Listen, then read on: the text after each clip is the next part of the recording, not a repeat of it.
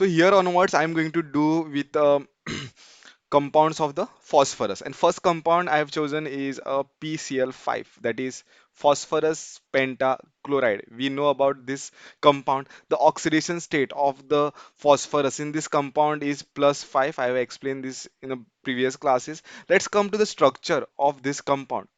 Uh, Structure will be, I will write here a structure like phosphorus. There are three bonds like this: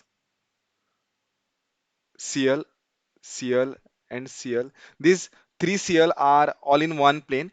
This is above the plane, right? This is above the plane, and this is below the plane. This is Cl, and this is Cl, right?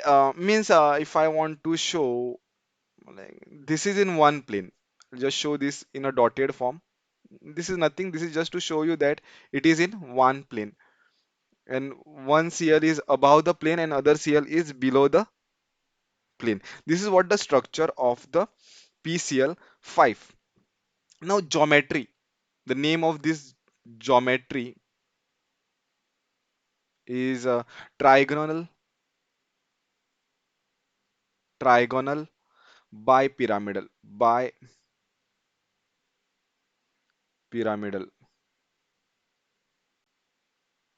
Now trigonal bipyramidal. Why? See, this is like forming one triangle. If I connect this over here and the top, this is like forming one triangle on the top and below another triangle, right? So that is the thing. That's why it is called as trigonal bipyramidal structure. Now, if we talk about the of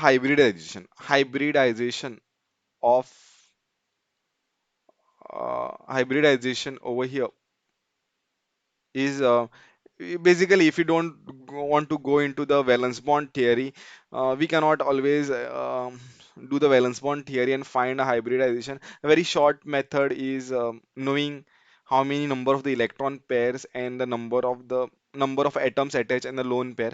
Let's say over here I will write number of atoms attached. You can always use this to find a hybridization plus lone pair, number of lone pairs. This is what the formula is. Now, in that case, over here,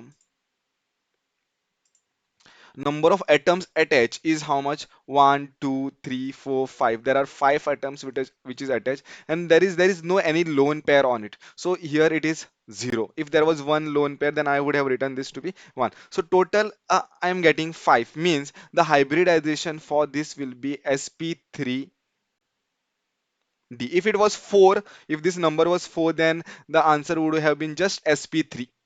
Since it is 5, sp3d. If it is 6, then sp3d2. That way. So here it is sp3d is the hybridization of these things. Now here axial. Okay, there are these are called as, there are two axial atoms, axial bonds, phosphorus and chlorine, and there are three equatorial. These are the three equatorial bonds which are present. This is the way. This is the thing regarding the structure of the PCl5. Next is reactions. Second, reactions of PCl5.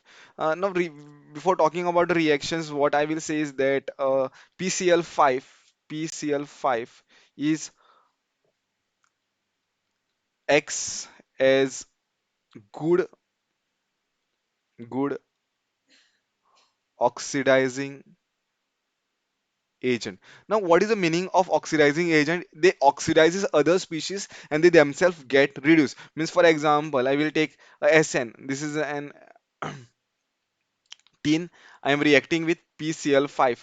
The compound what I am going to get is SnCl2 and PCl3. This is the another halide of the phosphorus. But what you can say is that the PCl5 has oxidized Sn from zero oxidation state to a +2 oxidation state. Here, the oxidation state of the Sn is changing from 0 to +2. So this is a oxidation, right? And what has happened to the oxidation state of phosphorus? Here it was +5. It has changed to a +3. because this is 3Cl. So there is a reduction. There is a reduction of the oxidizing agent. Right now, why this is acting as an oxidizing agent? See, oxidizing agent always undergo themselves reduction. Since here phosphorus is in the high oxidation state. Is present. Phosphorus is present in a maximum oxidation state since phosphorus is present in maximum oxidation state. It acts as a oxidizing agent.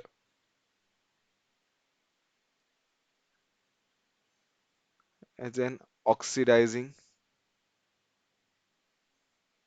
agent, and and itself gets reduced. Okay, that is the thing about the PCl5. With respect to PCl5, only this much was there to be explained, and I end this lecture over here. This lecture is a very small and sweet, and this is only with respect to the PCl5. You can make a short note of these things. Thank you.